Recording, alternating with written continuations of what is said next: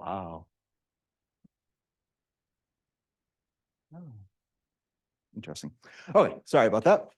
So yeah, 150 though. Why don't we go ahead and begin? So today we're going to be talking about dot products. You'll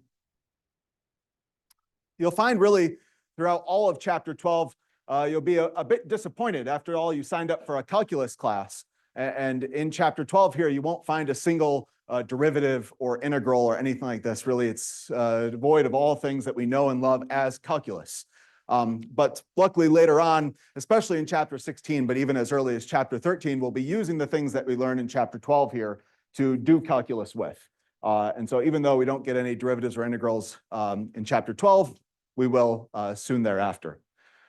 Kind of an administrative thing that I wanted to talk about here is making sure that everyone is doing their web work homework, right? This does give you some points in the course and all that sort of stuff, doing your homework. And in general, the homeworks are due on Mondays and Wednesdays and Fridays. Basically, the next one of these to occur once the section's been complete in class. So consequently, right, in Monday's class, we talked about points and whatnot and surfaces and a little bit to some extent, right, vectors in the videos, right? So that makes up homework 1. That's due tonight, Wednesday night. So right, make sure that you're thinking about this, doing that. Today, we're talking about the dot product. We're going to get through the entire thing about the dot product today. And so consequently, right, that's due then Friday night. Of course, if you have plans on Friday night, I don't blame you, but that means you have to work ahead a little bit, right? To kind of after today's class, you have all of the knowledge that you need in order to complete those homework assignments, homework problems and whatnot. So you can do it today, tomorrow, post on Piazza if you have questions, all that good stuff. And then you can certainly keep your Friday a bit freer. And then, of course, this kind of just follows suit here. So on Friday's class, we'll talk about the cross product. We don't have class on Monday, so it'd be kind of a jerk move to have that due on Monday, on Labor Day, right? So it's due on Wednesday, right? So that's kind of Mondays, Wednesdays, and Fridays are the days where we typically have homework due. I think that's kind of all of my administrative stuff. Any questions before we get into our math for today? Yes. And then leaving it as is. So every time you hit submit on a problem, basically it regrades the entire assignment. So you don't have to like formally hit submit, some big submit button at the end or anything like this. Basically, every time you click grade this problem or whatnot, it recalculates your homework score. So nothing to finalize that, but good question. Yes, and back here. So the question is, does this class have like assessment sets similar to Calculus 2 had if you took Calculus 2 here last semester? So no, it doesn't. Maybe one day it will, but as of right now, no, it doesn't. So we just have the kind of the standard, I guess, homework problems. And yeah, some folks like that. Some folks, I mean, I understand the assessments. They do kind of help bridge the gap between homework to quizzes, right? So if you start struggling on the quizzes where you have this countdown timer staring you in the face and you don't have 20 tries, you only have, on the quiz, you have 1 try sort of deal. The assessment sets are nice to kind of as a stepping stone between those two kind of setups there. But unfortunately, this is what we have for Calculus 3. Fortunately or unfortunately, I suppose. Good. Any other administrative questions before we jump into the math?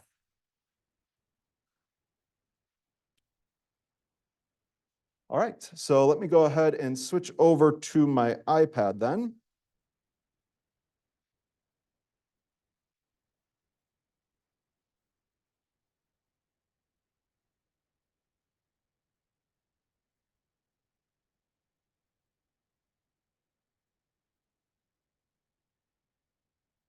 All right, and so I want to go over what you should have gotten from the pre-class video here quickly, and then we'll jump into the new stuff. So in the pre-class video, we went over a operation that you can do with vectors. So in 12.2, we introduced vectors. The kind of standard operations to those are vector addition. You can add a couple of vectors together, or scalar multiplication. Basically, you can scale your vectors. A natural question, once you start having vectors around, is asking what is the angle between those vectors. So once you have 2 vectors, you can ask kind of Are these in the same direction? Are they headed in opposite directions, right? What is the difference in that angle between these vectors? And so the dot product is created to help answer that question. So the dot product, it starts off with, again, this kind of initial question of how do you find the angle between vectors? And if you do this using the good old, trigonometry, you end up seeing that you need to use the law of cosines. And so, okay, the law of cosines can be used, and you can figure out how to relate together maybe some components about the vectors along with its angle. This quantity on the left-hand side ends up being what we define as the dot product. This is the thing that's useful to help us calculate out these angles. So of course, if you rearrange that, right, you can get the angle, the theta value between these two vectors, right, is given by this inverse cosine formula here. So that's what we're going to define as our dot product, that quantity that appeared on the left-hand side. And then we find out, right, it has this nice quality about it that if you take the dot product between two vectors and you get 0, this means that they're orthogonal or perpendicular to one another. So perpendicular is kind of the, I guess, more standard terminology that you probably know already from your favorite geometry class or something like this, right? So it means at a 90-degree angle. So perpendicular. Orthogonal is kind of the upgraded version that you use in mathematics, maybe in like Math 309 or when you're doing a linear algebra course or something like this. When you have vector spaces and maybe the things that they're not exactly vectors in the sense that we think about them in like R3 or the space or whatnot, but you can have other things that have all the properties of vectors, and in which case you would use orthogonal rather than perpendicular. So just in our class, we should think of these as synonymous, that they basically mean the same thing.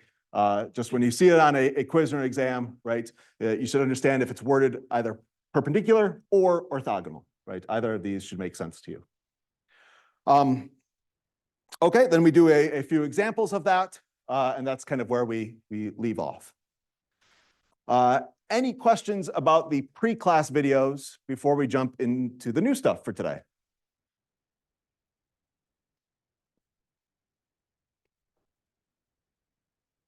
Yes.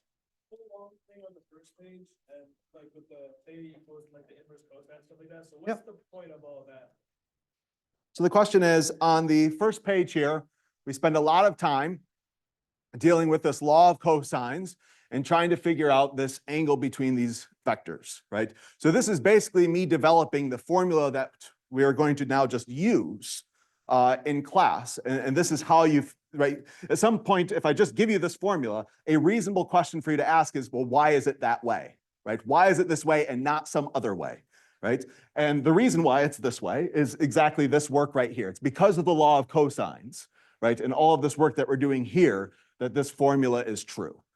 So this is me a little bit using the pre-class videos to, I don't know, quench my mathematics heart or something like this, right? So that way I don't have to spend the time in class going over the proof with you, why the formula is this way. Instead, we can spend more time doing problems. Yes, the question. Would you need to know this proof for any assessments? I haven't seen something like that before, so it seems rather unlikely to me. All right, well then, why don't we go ahead and switch into the new stuff for today.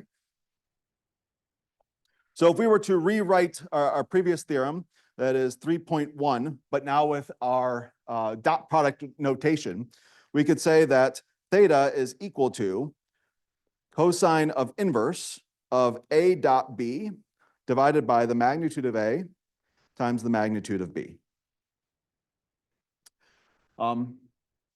In general, I'll try to be good about labeling my vectors. So typically, since it's a little bit hard, in the textbook or whatnot, you would just make them bold. But of course, it's hard to do that with just a pencil or whatnot. So I usually do this little notation above here to denote that these are vectors.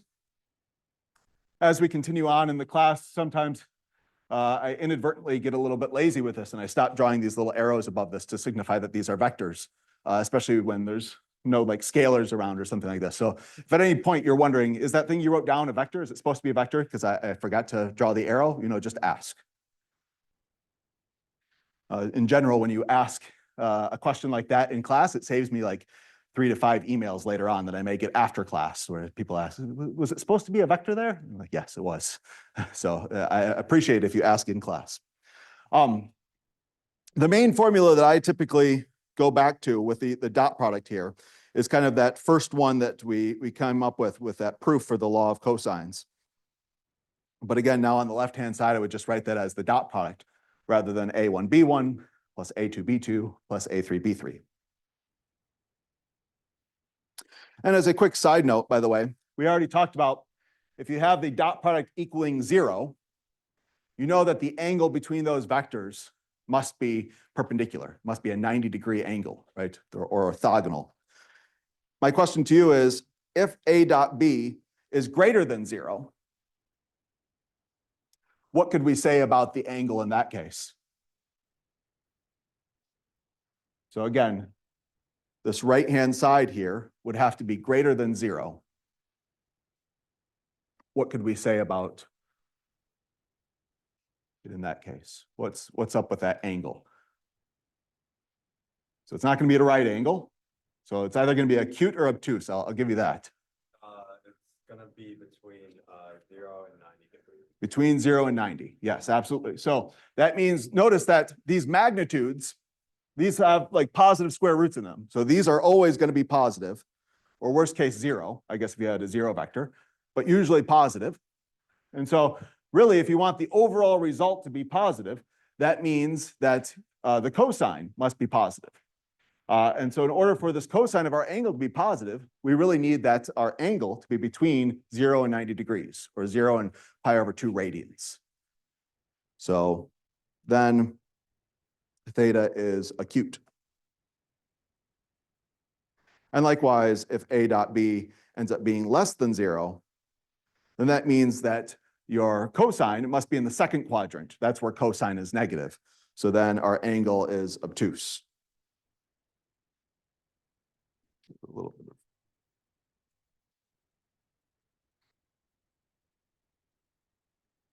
So just kind of a fun side note here that the dot product can be used not only to see if your angle is perpendicular, but you can quickly see if it's acute or obtuse as well. All right, so let's go ahead and find the angle between a couple of vectors here and use this dot product. So again, I typically go back to this formula each time, right? I'm not going to memorize 5 different formulas that all essentially give you the same thing. So this is the one that I've chosen to memorize, and then I can just solve for theta whenever I need. So in order to calculate out this cosine of theta, or really theta is what I want at the end of the day, I need to calculate out A dot B. I need to calculate out the magnitude of A, and I need to calculate out the magnitude of B. And then I can just plug those into my formula and solve for theta. So, okay, A dot B, this is going to be our A1 times B1 plus A2 times B2 plus A3 times B3.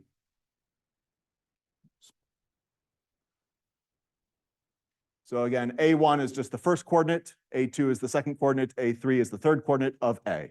Likewise, when I said B1, B2, B3, right, that's the first, the second, and the third coordinate of vector B. So again, A1, B1, A2, B2, A3, B3. All multiplied together and then added. So when I do that, let's see, I get -1 plus 0 plus 2, so that's going to be 1 altogether. In order to calculate out these magnitudes, the magnitudes are just the positive square root of, and then we take each component of the vector and we square it. So 1 squared plus 0 squared plus 1 squared. So that's going to give me √2. For the magnitude of B, we're going to have, let's see, -1 squared plus 3 squared plus 2 squared, all added together and thrown inside of a square root. And so let's see what we have. 1 plus 9 plus 4, that's going to be √14. And so I have 1 is equal to √2 times √14 times the cosine of the angle between them. So solving for theta here, well, maybe first I'll solve for cosine of theta, and I can write this as 1 divided by root. Now roots, square roots and exponentials in general, right, can combine over multiplication. So it is okay if you want to write this as root 28, just to kind of save a little bit of time or space. And then finally, if I want to know what the angle is, well, I'm going to have this arc cosine or cosine inverse of this 1 divided by root 28.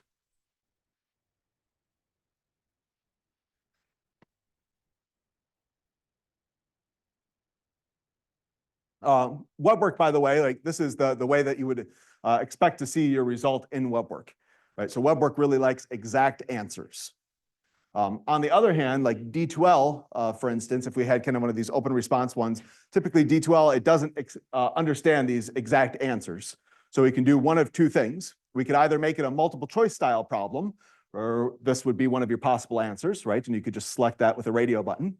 Or we would have you submit the decimal answer rounded to 3 decimal places, right? So you would plug this into your TI-30 calculator or TI-83 or whatever you have, right? And you would get some answer. And this is where, I forget who asked it, someone asked about if it should be in radians or degrees, right? And the answer should be radians, right? So you want to make sure that your calculator is in radians rather than degrees. So that's how you could submit that there. But again, web work really likes exact answers. Mathematicians in general, you know, if D2L had the capabilities, we would leave it in exact answers. But sadly, it doesn't. And so we don't have much of a choice.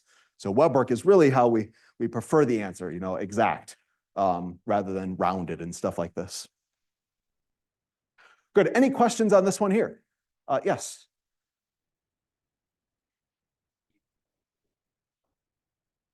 The web work won't care if you keep the square root in the denominator, right? There was this old kind of maybe arithmetic thing that you could do, rationalizing the denominator. And if you'd like to do that, you can, but it won't particularly care. All right, so let's do another one here. The other standard notation that we have is these IJK notation for vectors. And so just wanted to make sure that you're kind of familiar with this from the 12.2 videos and whatnot. Let me give you maybe a 60-second head start. Again, the goal is to find the angle between these two vectors. So please take 60 seconds, get as far as you can. Find me the angle between these two vectors.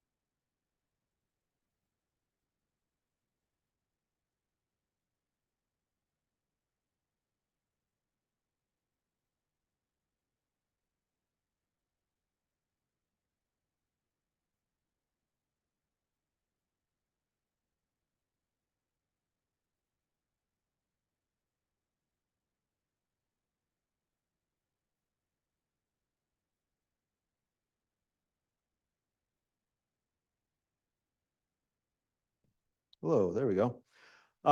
So for this one, I tried to do it more in line with kind of a minimum amount of steps that I'd like to see for a quiz or exam, right? If this was like an open problem on a quiz or an exam, what's kind of the minimum stuff you would need to show to get full credit for this problem, right? And so admittedly, there are fewer steps on this one than the last one. So if you're perfectly fine with the IJK notation, you can leave the vectors as is, right? But really it's telling you how many things are in the first component, how many things are in the second component, and how many things are in the third component. So you have one I, you have -1 J's, and you have 3 K's, right? So that translates to this vector in kind of the standard notation of 1, -1, 3. And likewise here, you don't see any I's for B, 2 J's, 4 K's, right? So that translates to the 0, 2, 4. So if you prefer this notation, the standard notation, by all means, you can certainly use that. But you need to know, right, when you see the I's, J's, K's, what those are referring to. All right, now we need to do a dot product. So there was, when you multiplied together the first components, I got 0. When I multiplied together the second components, I got -2. And when I multiplied together the third components, I got 12. So altogether, when I summed those all up, I got 10. So by the way, right there, I could tell you at this point that my angle is going to be between 0 and 90 degrees, right? It's an acute angle, or that is 0 to pi/2 radians. But we're interested in the exact angle. So, okay, in order to figure out the exact angle, we need to go ahead and calculate out our magnitudes here. So the magnitude of of vector A and the magnitude of vector B. You can see already I'm getting a little bit lazy. So let me go ahead and add in these vectors here. And if you'd like to, you can combine these square roots, right? They do multiply together perfectly well. Or if you're worried about that, right, and you're worried that maybe it doesn't work out like that, you can certainly just leave it as is. WebWork will understand this perfectly fine. You can plug it into your calculator that way, right? And you can get the answer to 3 decimal places and plug that into D2L if you need. So this is, I think, a fine final answer for part B. Any questions? Oh, sorry, yes. Vectors, matrix notation. Are you allowed to write your vectors in matrix notation? I wouldn't recommend it. It's one of these things that if you write it in matrix notation with maybe square brackets going kind of from top to bottom and whatnot, you run some risk of potentially confusing the graders, right? In which case they will mark you down. And then you'll say, isn't this technically correct? And you may even have to bring it to me or something like this, and I'll say, yes, it's technically correct. You should get your points back, and then we'll update your grade and whatnot. So it's just kind of, it can create some extra steps, some extra headaches. So in our class, the standard notation for vectors is with the angled brackets written horizontally. Good question, though. All right. Well, one thing that gets brought up here is, right, why is this called a product, right? Why it's a dot product, and we decided to symbolize this thing with multiplication. And while there is, I mean, there's certainly a little bit of multiplication that happens in the calculation. It's not like we just multiply the two components together, the first 2 components, and then the second 2, and then the third 2, and just leave it as is, right? We then add them and all that sort of stuff. So a reasonable question is, why is this called a product? And the answer is that, well, it satisfies a lot of the things that we know and love for normal multiplication. And so that's why we denote it with this dot product, and we call it a product. So one of the things that we know for regular old numbers is that the order in which you multiply does not matter, right? So if you have 3 times 5, that's the same thing as 5 times 3. And it turns out the same is true for the dot product. If you do A dot B, that's the same thing as B dot A, that the order here doesn't really matter. There's also all of these other properties of products that you maybe know and love from your favorite arithmetic class, right? Things like an associative property that the groupings really don't matter. So in this case, C is a scalar. If you go ahead and you decide, I'm going to calculate out my dot product first and then scale it, that's equivalent to just scaling one of them and then applying the dot product. Or likewise, there's a distributive law, right? So a distributive law that basically says that you can distribute multiplication over addition. So we have vector addition. We're calling this thing a product. It turns out you're allowed to distribute with dot products over vector addition. So this would be A dot B plus A dot C. Another thing that you may like from regular old multiplication is anything times 0 is 0. That turns out to be true here. Do be careful that, I mean, this is the 0 vector. So you can kind of see here that the 0 is bold. And so I'm dot producting this with a vector A1, A2, A3. And so when you take the dot product, right, each one of these gets multiplied by 0, and then you sum that together, and this gives you the scalar 0. And then the last one here, which you don't have really an equivalent necessarily in regular multiplication. I suppose that you could write it down, but when you take a vector and you dot it with itself, you're going to get the magnitude of A squared. I mean, at least when you take a number and you multiply it by itself, it has to be positive, right? So you can kind of feel that here, that you have some magnitude of A squared. All of these, right, they're theorems, they have proofs. I don't think it's maybe a worthwhile use of class time to prove all of these, but I'm happy to prove maybe any one of these that you would be interested in seeing a proof of. So I guess, does anyone have a preference? Which of these that you would like to see maybe? Yeah. E, yeah, that's a common one here. So let's do a proof of E. And I'm going to start off by defining my vector, as we typically do, as a three-dimensional vector here in space. By the way, you could add more components if you want A4 and A5. This works out perfectly well. And so when I have A dot A, this is going to be my A1, A2, A3 dot product along with itself, A1, A2, A3. So when you apply a dot product, right, you multiply the first two components together. So you're going to have A1 times A1. So that's going to be A1 squared. You multiply the second components together, A2 times A2, or A2 squared. You multiply the third components together, A3 times A3, that's A3 squared. And then you add these all together. And my claim is that this looks quite close to the magnitude formula. If there was a square root here, this would be exactly what the magnitude is, right? But it doesn't have the square root. It's missing the square root, right? And the way that you can get rid of a square root is by squaring. So this is the magnitude of A, but there's no square root. So it's been squared in order to get rid of that square root there. So that's why A dot A is equal to the magnitude of A squared. That right here would be the proof. So you can do the same sort of deal really with any of these. Just again, kind of write out the components, A1, A2, A3, B1, B2, B3 if you need those. And you can rearrange them to show that any of these work out. All right, another application, or an application here of the dot product is going to be with work. So when you apply force to some object, right, we can do work on it. And so if we have a constant force, you may remember from your favorite physics class or something like this, and it's headed in the same direction and all that sort of stuff, that work would just be equal to the force times the displacement.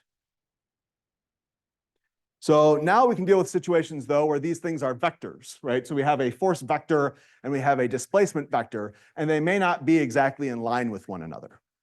And in order to calculate out the work then done by a force moving some object, it turns out that the correct thing to do is exactly this dot product. And you can draw out your triangles and all that sort of stuff, just like you typically do in these sorts of physics problems in order to prove that this is accurate.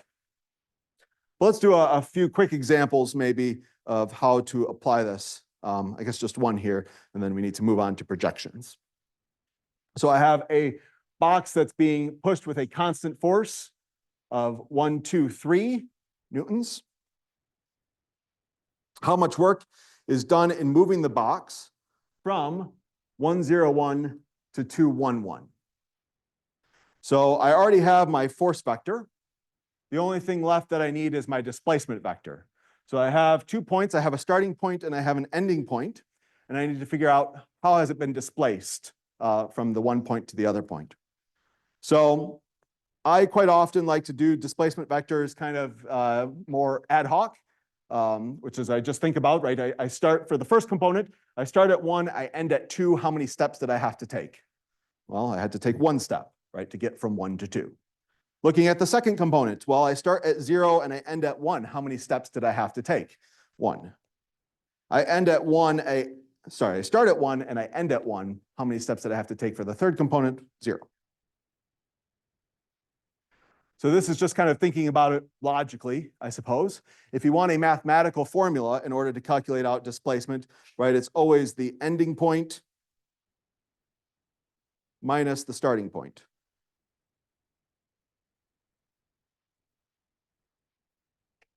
So you could do 2 minus 1, 1 minus 0, 1 minus 1 in order to get the same thing. So if you like formulas, there is a formula to always give you displacement, or you can think about it logically. All right, now we have our displacement vector. We have our force vector. So the work done is going to be 1, 2, 3, dot, 1, 1, 0.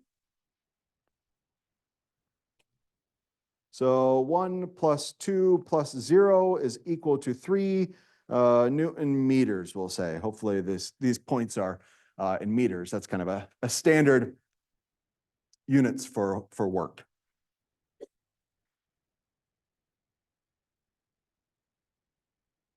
All right, so here's a small application of the dot product. Any questions about really any of this work stuff?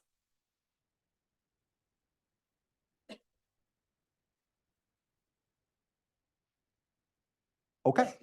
Well then, we can move on to the second bit here for today's class. So the other topic that I wanted to talk about is projections. So this is again another application of dot products.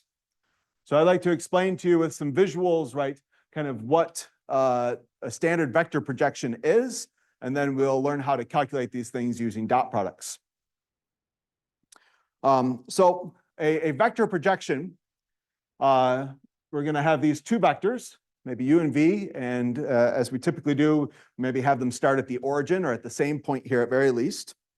And I'm going to draw the projection, and to say this, it'd be the projection of u onto v. So that we have a small little v here.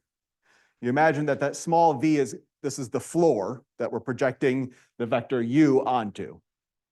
So it's the projection of u onto v. Basically, we need to think of v as the floor. So let me show you what this looks like pictorially. So I, again, kind of quite literally think of v as the ground. So I'm going to go ahead and even shade this in and whatnot. So v kind of gives me the slope of the hill.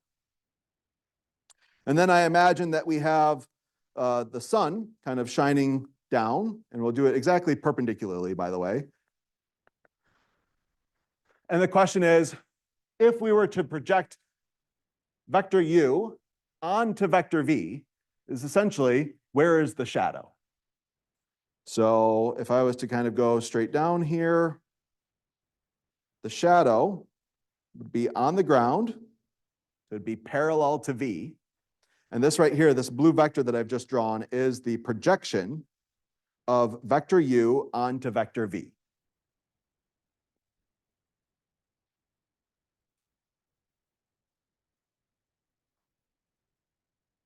It's all right, you know, when you have kind of everything oriented nice like this, but I mean, it takes a little bit more time to get used to doing it the other way, but it does work out perfectly well. So now I'd like to do the projection of vector v onto vector u. So in this case, u is the ground. So again, kind of I extend this. I imagine that it would go on forever technically in both directions. So again, a little bit strange here. And of course, I'm turning my iPad sideways, you know, just kind of help orient this in my head a little bit better. And then I'm going to imagine that the sun's shining down here. exactly perpendicular to the ground. And the question is, if I project vector v onto the ground u, where's the shadow, right? So the shadow is going to be this projection. And so again, let me go ahead and project this down. This is going to be a nice right triangle, by the way. And this vector right here is the projection of v onto the ground u.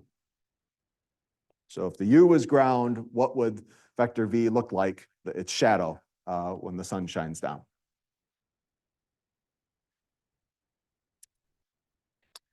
All right, so that's what these projections are. Turns out that these end up being quite useful, especially as we continue on through chapter 16 and whatnot. We'll be doing more of these sorts of projections. But let me give you, how do we calculate these things out, right? So I've given you kind of the picture graphically, what do these projections look like? Now I want to give you the algebra. How do we calculate out these projections? So the vector projection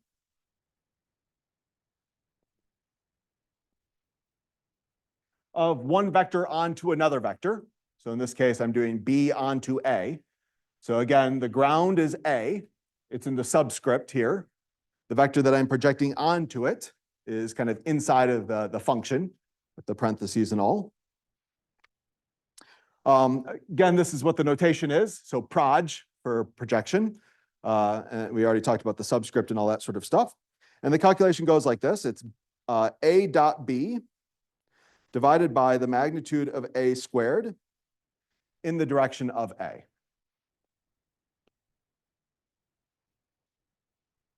Another way that I like to write this, A dot B divided by the magnitude of A.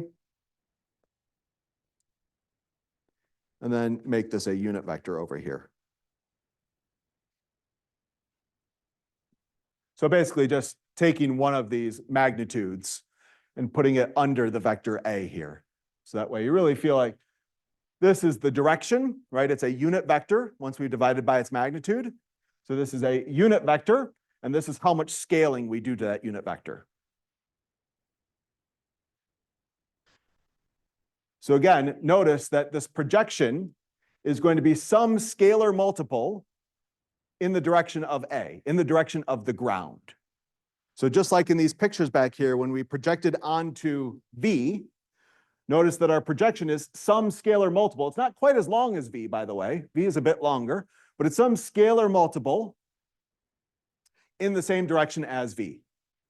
And likewise, when we projected onto U here, again, it's some scalar multiple of U. In this case, it doesn't happen to be quite as long, but it's in that same direction as U. So your vector projection is always going to be in the same direction as your ground. So in this case, the ground is A, vector A, and so it's always going to be some scalar multiple of that. And you can also see kind of, if you just look at, we have two vectors, an A and a B.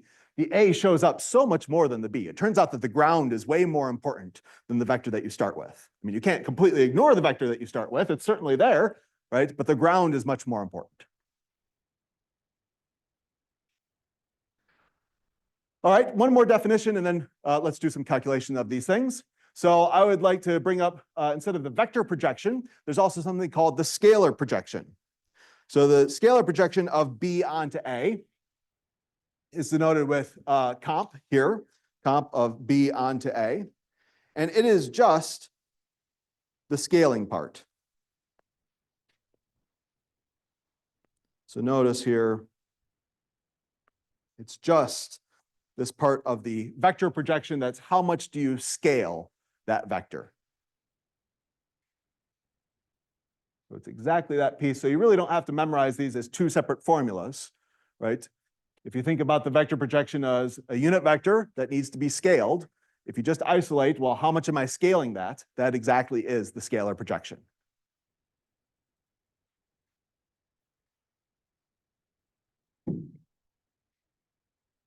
Sorry, yes, question. There is a formula sheet for exams, yes. And I believe that the formula sheet, and certainly, not this week, but next week when we have our first quiz, right? I expect all of you to kind of have the formula sheet printed out and whatnot. I believe that it has the vector projection, but it doesn't have the scalar projection. And we'll do one more definition, something called the orthogonal projection. So you're given the vector projection, and you need to know how do you take that formula, and maybe if you want the scalar projection, what piece of it do you need, right? So it's not like it gives you every formula possible. There's a lot of formulas, but it will give you some important ones that's quite often you can use to kind of create the other pieces. Good. All right. So then why don't we go ahead, and I would like to give you maybe 2 minutes or so. First, try to draw. I have here these two vectors. You have to identify which one's which, right? But I have here these two vectors, u and v, and I'd like you to draw the projection of u onto v and then calculate it out. So please take 2 minutes, get as far as you can, then we'll go over the results together.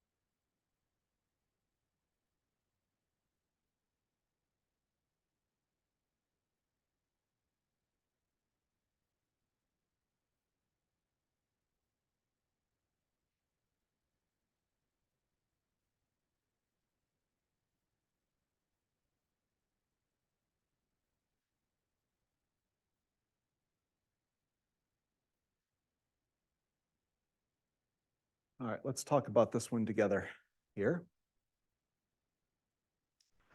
So the first thing that I wanted to emphasize, right, when I drew the ground in all of these previous ones, notice that I didn't just continue out our vector v or our vector u in the one direction, but you have to go in both directions, right? The ground needs to go both forward and backwards. And so here you really feel that, right? If you just extend v out to the left and you don't also go backwards, right?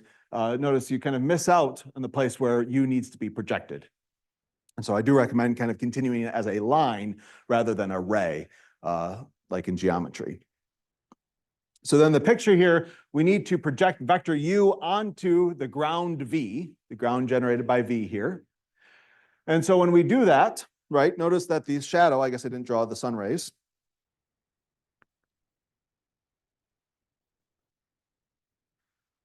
That this projection here is going to be pointing down and to the right. So I'm expecting when I get my answer, Well, if I want my vector pointing to the right, the x coordinate should be positive. If I want it pointing down, the y coordinate should be negative. So I'm expecting a positive x coordinate to the right and a negative y coordinate down. So now when I calculate out my vector projection, again, I'm just using the formula that we got. So the formula is we need a dot product, and then we need this whole magnitude of the ground, right? And square it and whatnot. So I calculated out my dot product. I calculated out the magnitude of my ground here squared. So in this case, -4 squared gave me the 16, 3 squared gave me the 9.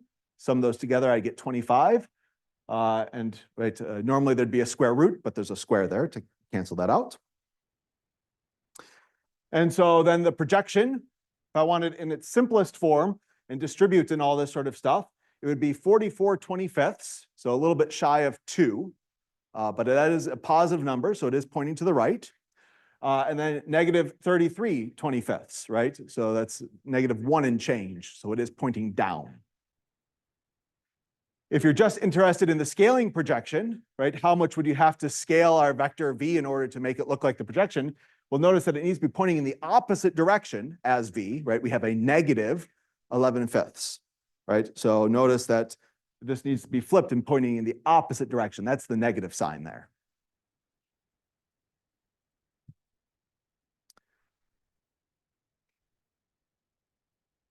All right. Any questions on this problem here?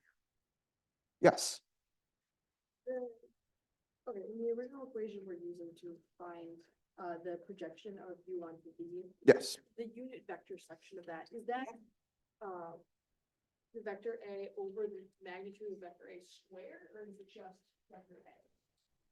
So this vector A, it may not be a unit vector as it stands, right? It could have length 20, it could have length 100, right? So if you want to force vector A to be a unit vector, then we're going to take one of those magnitudes and we're going to just kind of move it over. We're going to group it so that way it's A divided by its magnitude. So if you're using one of those magnitudes of A's and you're shifting it over, right? Well, then here you only have one of them, right? All right, well, I have one more definition I have to give you, and this is for the orthogonal projection. So this is the last type of projection that we get.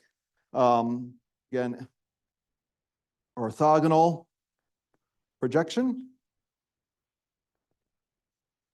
It's denoted with orth of B onto A. And it is defined as you just take your vector B and you subtract away the standard vector projection. So the vector projection of B onto A. This orthogonal projection is basically just the other side of the triangle. So if I was to go back up here to my pictures, this piece right here is the orthogonal projection of U onto V. So you can just take your original vector, subtract away the vector projection, and what you get is this orthogonal piece, right? It's perpendicular. So it's perpendicular to V. So the vector projection is parallel to V, and the orthogonal projection is perpendicular to it, or orthogonal to it. So that's what that's saying right here. So the standard vector projection is parallel to the floor, in this case, vector A. And the orthogonal projection is going to be orthogonal or perpendicular to the floor. In this case, the floor is vector A.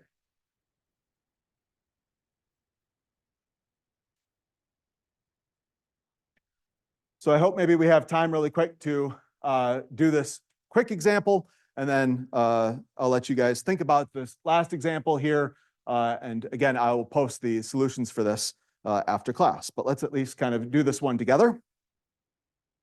So I have the projection of my vector 9, -6, and I'd like to project it onto the vector I. So remember I, this would be like 1 I and 0 J's, right? So that's going to be 1, 0, the standard base vector from 12.2. So I have my vector 9, -6, and I'd like to project it onto 1, 0. So I need to calculate out the dot product. So 9, -6 dot 1, 0. And so we're going to have 9 here. And then I need to find the magnitude of my floor. So again, the floor here is vector I. So if I was to do the magnitude of vector I, that's going to be the square root of 1 squared plus 0 squared. That's just going to be the square root of 1, which is 1.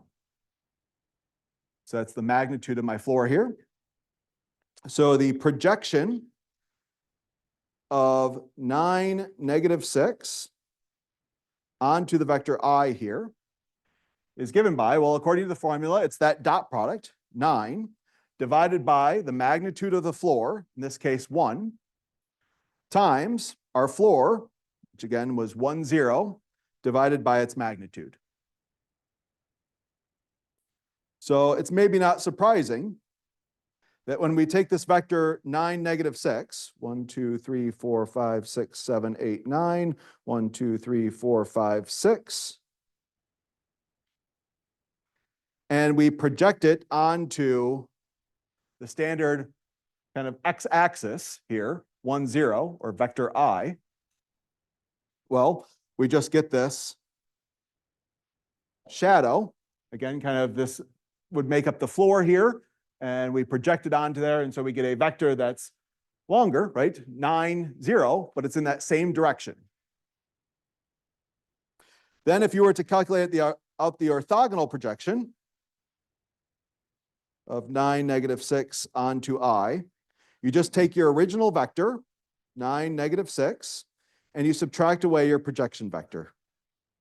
So what we're going to get is the vector 0, negative 6. So 0, negative 6 would be just like this. Doesn't go left and right at all. It just goes down by 6. Of course, if you'd like to, right, you're allowed to pick up and move vectors, right? So long as they have the same length and the same direction, they're equivalent vectors. So you can see that it does kind of just fill out the rest of this triangle here. So that vector 0, negative 6 does make up the rest of the triangle in order to get to our original vector. So this was a relatively nice starting example. I'd like you to try it with a little bit more complication here, right? Instead of vector I here, I have vector 2, 1. So try this one on your own, get as far as you can. And again, I'll post the solutions to this on our D2L page in that same folder and everything. So, all right, sorry I went over a little bit. I'll stick around if there are any one-on-one questions. Otherwise, I'll see everyone Friday.